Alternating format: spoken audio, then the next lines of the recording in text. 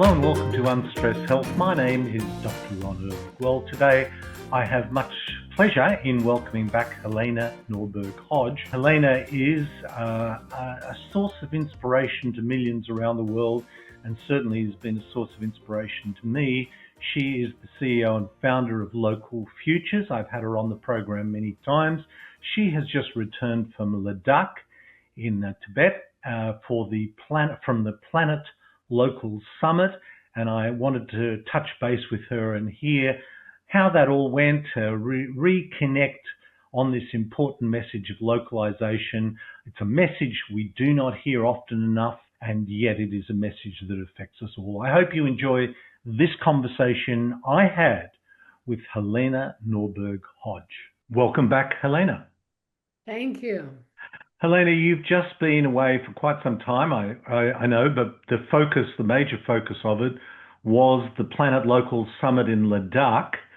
I wondered if you could just describe for us the gathering. What was the atmosphere like? What were some of the highlights? Yeah, well, it was a gathering of our tribe, and that is literally from every continent.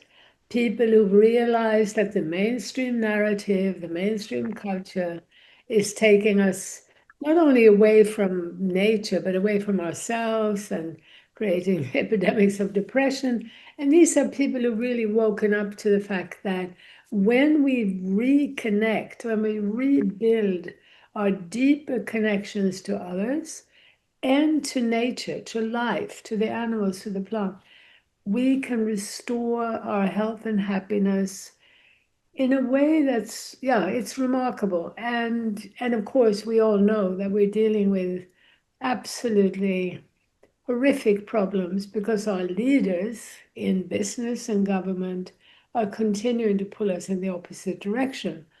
But what we feel really happy about is having helped people to take that step of reconnection, to regain greater strength, greater optimism, deep faith in both nature and human nature, and be willing to talk about how we've got to change things at the policy level as well.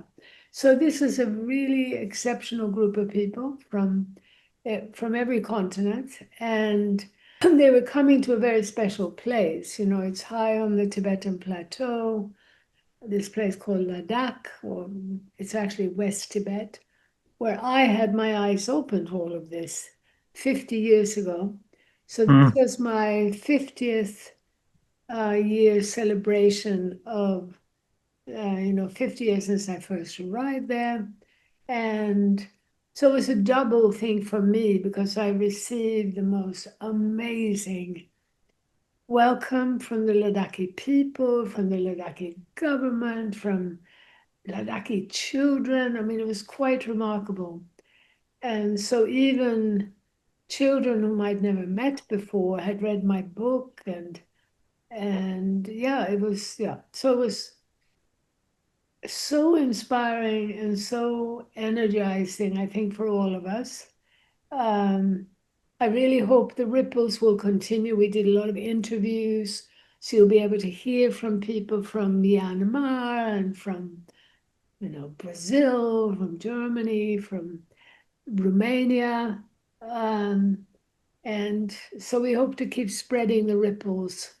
Yeah. So I know that we did a program, you've been on the program before, but we also did a program with Alan Savory, who talked about holistic management and talked about there needing to be a holistic context that sits over every decision that's made. There's not a problem with making money and producing things, but the holistic context over which every decision is made is a really important aspect of this whole movement, isn't it, really? Absolutely. And that's also why we must decentralize economic activity in order to allow any human organization or human beings to have that holistic view. They cannot be operating at a global level. They can't sit in New York and think they've understood the seed species that's appropriate for this particular bit of land in Malaysia or this particular corner of Massachusetts. We need much more intimate knowledge in order to appreciate the inevitable interconnections in all of life, to see the impact of what we do spreading through the web of life. And that's what localization is about. So that's why it's called Planet Local. And it's also why we need global collaboration in order to bring about the changes to the system that would allow us to respect more localized knowledge, more decentralized structures. You've used the word narrative before, and that is a word that's really, I think we need to delve into a little bit more because people are exposed to a story, a narrative. We used to think that was news. I've now realised that the news is actually a narrative, and that narrative is not promoting a more local future, is it? I mean, it is almost exactly the opposite. Well, I would say absolutely the opposite because the narrative is being told by global leaders who benefit from a system where they're allowed to extract wealth from every corner of the planet, where they're allowed to pervert life, to essentially even study life for profit, not study life to understand and to allow for true productivity, true efficiency. You know, on a small diversified farm with lots of people, we can produce far more per unit of land. We can be far more productive, far more efficient, eliminate waste. By the way, eliminate plastic as well. Yeah. Plastic has been pushed by global corporations that need to keep things on the shelf and that need to be transporting things back and forth across the entire planet. It's unbelievable when you step back and you look at how virtually every one of our problems has been created by this global system. And Hmm. that problem also includes a widening gap between rich and poor, which is simply unacceptable. I mean, that context which we are operating in is really one which says GDP growth is a measure of a community and a country's success. And within that framework, I think the costs to our human health and our planetary health have been externalized, not built into the products that are sold or the services that are delivered. Is that a fair assessment, do you think? It's a very fair assessment. And when you look at it honestly, it's worse than that. Literally, breakdown, illness, pollution lead to GDP growth. Yes, yes. Even more crazy, so Yeah, yeah. that means literally not only built-in obsolescence, so if your fridge and your car break down far sooner than they need to, but even if we all get robbed and we have to go out and buy new cars and fridges, GDP goes up. Mm, Water is so polluted we have to buy it in bottles, GDP goes up. yeah. If we have, constant need for chemotherapy or pharmaceuticals because we're so ill, GDP goes GDP up. goes up. Yes, it's an interesting one, isn't it? If we got sick or we had an accident, that would be good for GDP, and if we are healthy, that is bad for GDP. Now, there's something wrong with that model. The other thing that you mentioned is biodiversity, understanding what is appropriate for a particular region. And I think it often surprises people because in the supermarket we see one or two different types of tomatoes and we think that's diversity. I mean, I was surprised to learn that 100 years ago there were about three or 400 different species of cauliflower, as an example, Yeah, or 400 species of potatoes or yeah, tomatoes, etc., etc. We've yeah, now got it down to just a handful of each, yeah. and that is another price that we've paid for globalization. And it's so dangerous. That reduction in the diversity is the exact opposite of resilience. We become so vulnerable as we reduce that diversity down. One pest could wipe it all out. And, there's been a real concern about that also with bananas, where the diversity has been reduced so dramatically. Yeah. So when you returned to Ladakh, and how long had it been since you were last there? 10 years. 10 years. Yeah. Wow. And that had been 50 years since you were first there, and it obviously changed your life, that experience. What have you seen? What are some of the changes that you've seen in that region? Well, the changes I saw early on were very dramatic. Literally the happiest people I had ever met, people who didn't know the term depression, people who didn't know suicide. And then, that was the indicator, the happiness and the rising unhappiness because of economic growth that opened my eyes so that after about a decade, suicide had emerged, and now it's about one a month, and it's young people. And because I had my eyes open to this 50 years ago, and I went back to Sweden, my native country, with my eyes open, realizing that this economic growth that we're all pushing is actually harming us. And so in Sweden, then I realized, this is why we have quite a high level of growth, but also a very high level of suicide, alcoholism, depression. So I've been an alternative economist ever since then, promoting what I call the economics of happiness. And from Ladakh, it became so clear what we need for our happiness. We need good social relationship. We need to feel loved. We need to be able to love. We need to be able to live in structures that are more collaborative and more intergenerational. But Yes. segregating us into separate age groups, creating more and more elbows and competition, technology speeding up life so that we barely have time to breathe and we barely have time to know each other or know ourselves. That speed that we've been subjected to with a narrative of progress, with a narrative that technology just marches on inevitably by itself. We have no control over it. That, I think, is probably the single most important thing we need to look at today. Mm. And in the meanwhile, having encouraged people to reconnect, to create more localized economic structures, seeing the benefits from that. One of the classical ones that we talk about in the localization movement is that in the typical farmers market, you have 10 times more conversations with people than you do in the supermarket. Yes. So even in today's crazy rush and so on, we are creating spaces and examples of localization. Hi, Dr. Ron here, and I want to invite you to join our Unstress Health community. Now, like this podcast, it's independent of industry and focuses on taking a holistic approach to human health and to the health of the planet. The two are inseparable.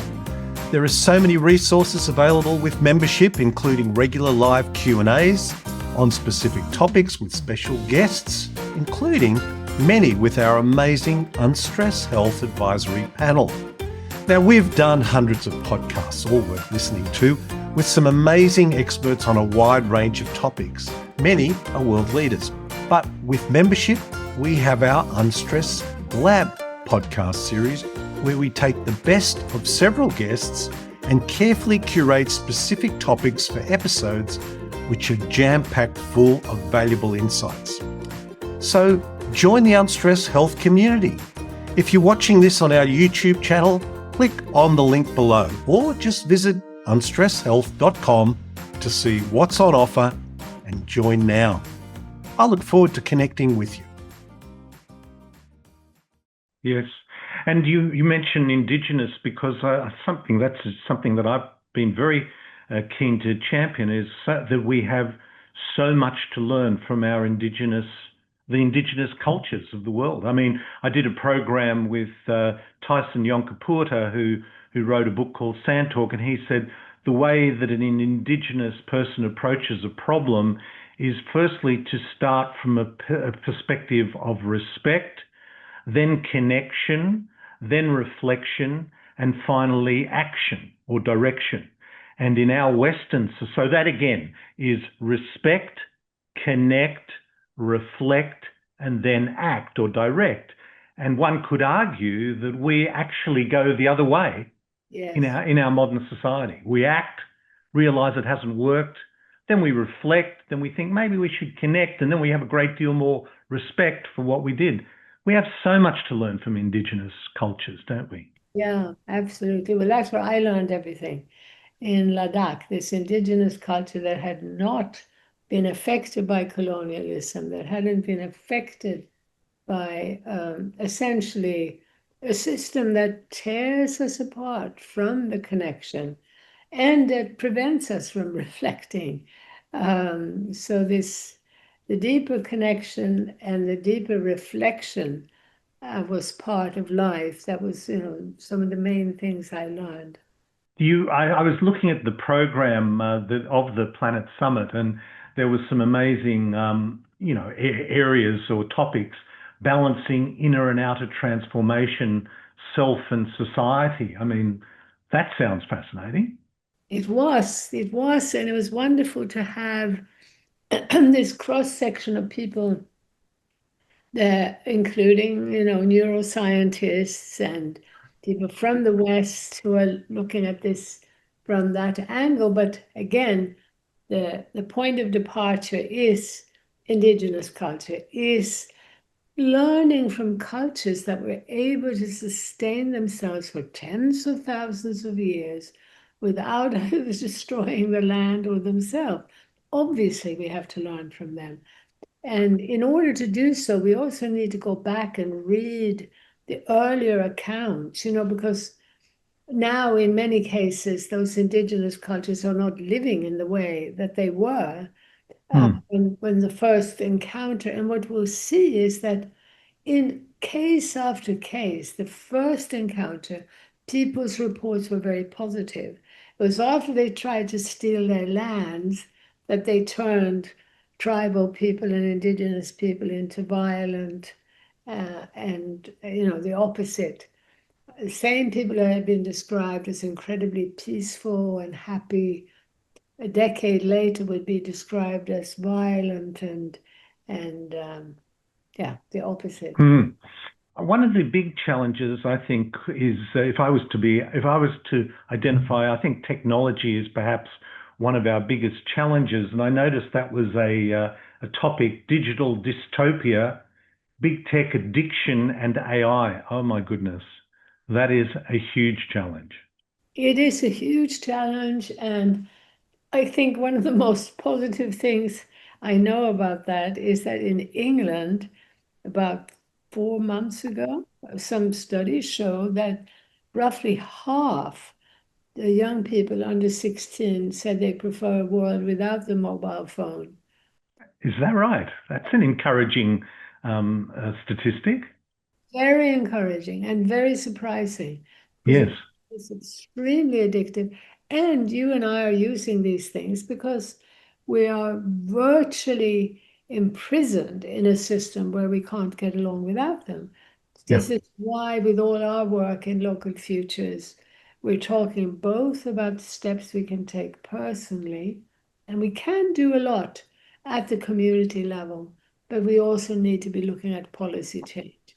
There is no reason at all why in another few years we couldn't have policies that enabled us to lay down many of these tools.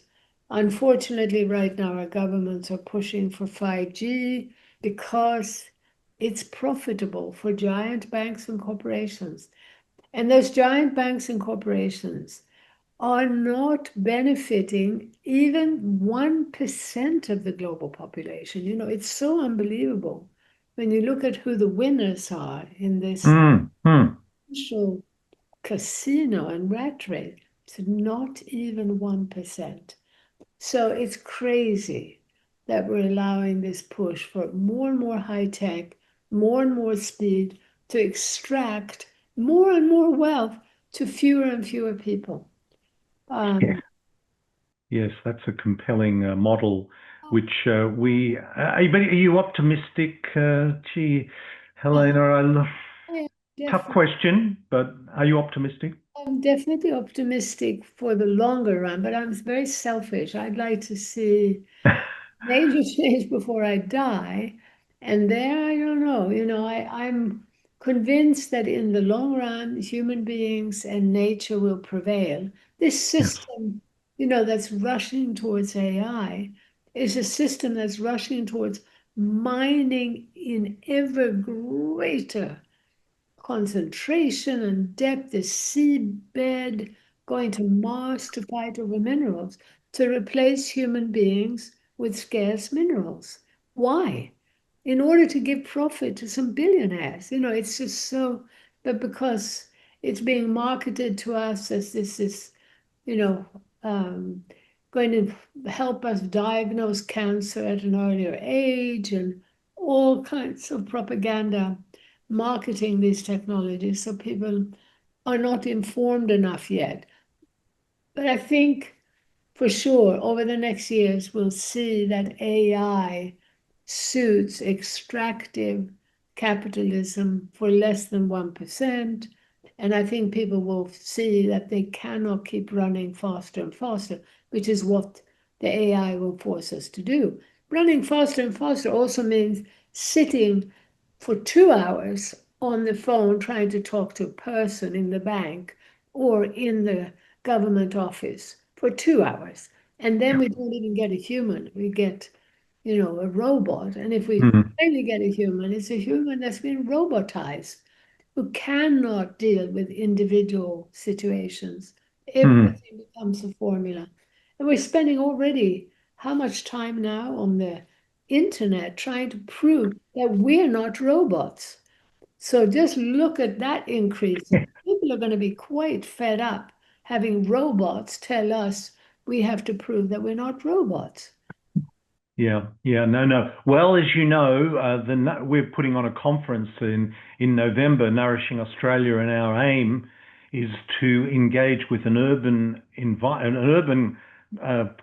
group and try to present an alternative narrative of which thinking more locally is definitely one of our biggest aims.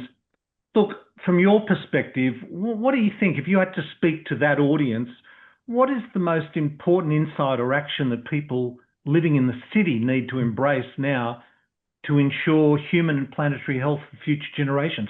How can they make a difference? What would you say to them? Well, for one thing, I'm not talking about thinking locally. I'm talking about, above all, thinking globally. And that means we actually need far more information about what's going on in other countries.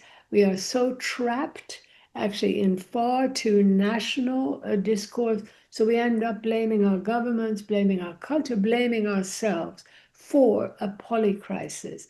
A polycrisis where we just see everything seems to be breaking down, from the environment to our mental health, our physical health. We need a big wake up, and that's through more global discourse. And the global discourse will help us to understand that it's when we have global corporations running our economy that we end up completely denying the truth of diversity, cultural diversity, biological diversity, and that includes local knowledge systems. But in order to retain those and in order for us to regain health and sanity, we need global collaboration and actually more global information to really see what's going on. And when we do, we'll see that the problem is allowing our governments to hand over their power to global banks and corporations, sign agreements where they say, we won't do anything that threatens your profit. That means we can't, remove a toxic chemical because you will lose money. We can't raise the minimum wage. No, we won't do any of that. So once we know the truth about what's going on globally, we need to be collaborating locally. And one of the first steps we can take is to connect to the sources of our food. There's no other economic activity that has a bigger impact on the environment, on our health, both physical and mental, than what's happening to the food economy. So creating local food systems from the city, connecting to the farms around the city, is one of the most healing, one of the most rapid, one of the most significant changes we can engage in. It's happening. If you start opening your eyes to it, you might be able to support the organizations that are setting up new farmers markets, new farm shops, and reconnecting people to the land. Wow, what a great message. And that's exactly why I wanted to invite you on to share that, because I cannot think of a person more inspiring to share that with our audience. So, Helena, thank you again for everything you do, and you are a constant source of inspiration to me and millions of other people. And thank you again for joining me today. Thank you, Ron. Thank you so much for what you do. I'm so happy to collaborate with you. Well, if you're not familiar with Local Futures, that organisation, I would encourage you to connect with it. It's obviously Local Futures, easy to find on the internet. Helena's book, Ancient Futures, has been available for many, many years. Look, I'd also encourage you and I'd invite you to join us at Nourishing Australia Conference in Sydney on the 1st of November. And the conference topic is how soil health affects climate and human health. And it's a topic that touches every single one of us, about nutrient-dense diet, about local food production, about food sovereignty, about human health, about climate health. There is a wide range of topics that we're going to be covering.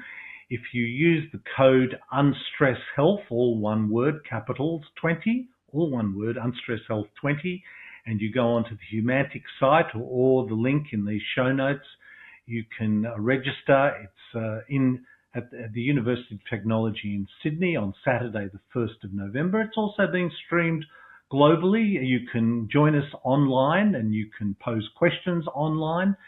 That is also an option to you, although being in the room and meeting the speakers is the preferred way to go, I think. Look, I hope this finds you well. Until next time, this is Dr. Ron Ehrlich.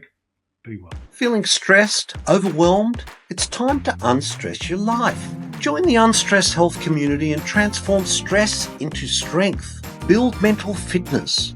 From self-sabotage to self-mastery. And together, let's not just survive, but thrive. Expert-led courses, curated podcasts, like-minded community and support, and much more. Visit unstresshealth.com today. This podcast provides general information and discussion about medicine, health, and related subjects. The content is not intended and should not be construed as medical advice or as a substitute for care by a qualified medical practitioner. If you or any other person has a medical concern, he or she should consult with an appropriately qualified medical practitioner. Guests who speak in this podcast express their own opinions, experiences, and conclusions.